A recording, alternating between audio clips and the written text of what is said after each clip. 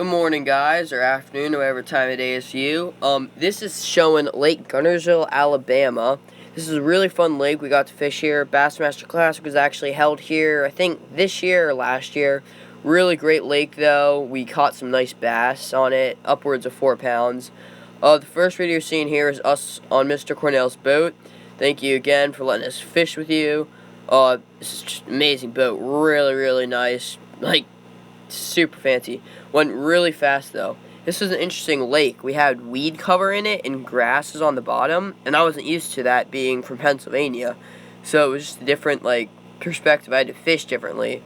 But it was cool because the bass down there were a lot bigger. The only lake up here with some decent vegetation is Lake Tohi. That's maybe 45 minutes away, and there's really only lily pads.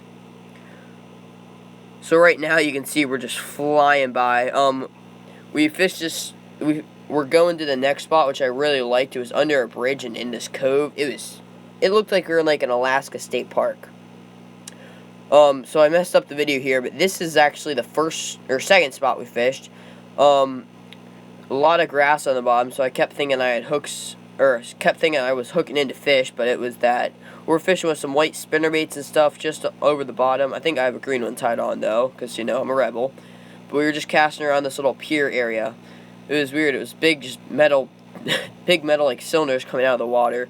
It was really interesting. I think it was about 15 feet deep, and the water was tremendously warm for me being up in Pennsylvania. To feel this water, it was like a hot tub almost.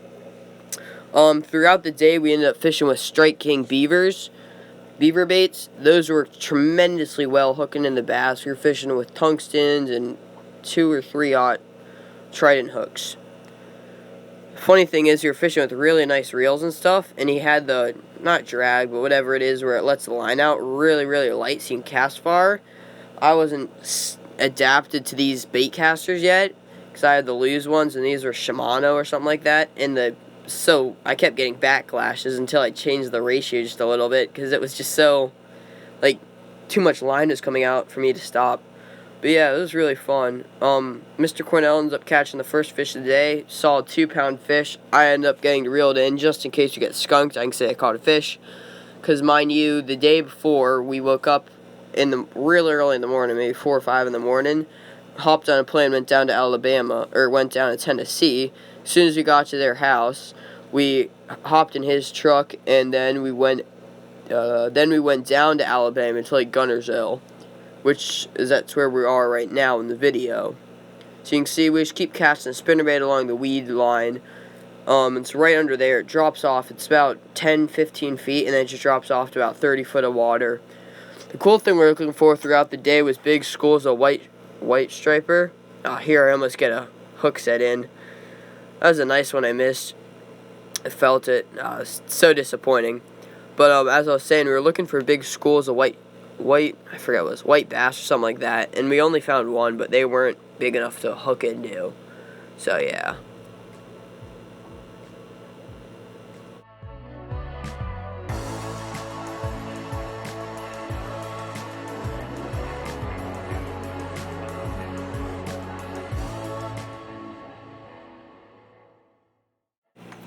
So at this point, I ended up hooking into a fish. It was a nice one. Kept reeling it in. Thought it was grass. I was getting really disappointed because it's third time I had grass on. I was like, oh, no, that's a little dinker.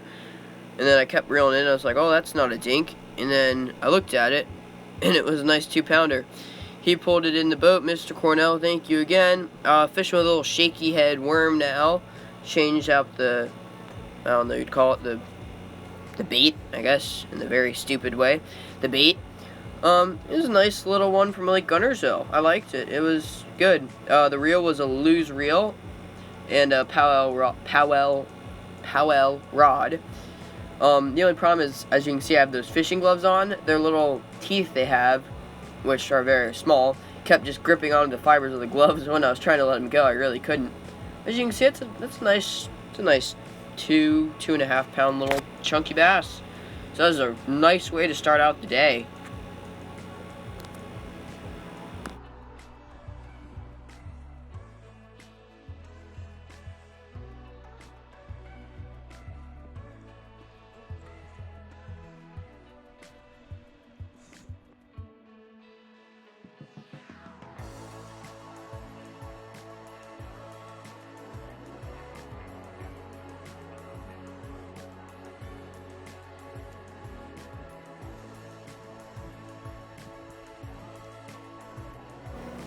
So basically, after this point, I did end up catching a ton more fish, but the GoPro would not like transfer the video. My phone was too full, so I couldn't transfer the video. These are some of the pictures of the boat. The boat is really, really nice.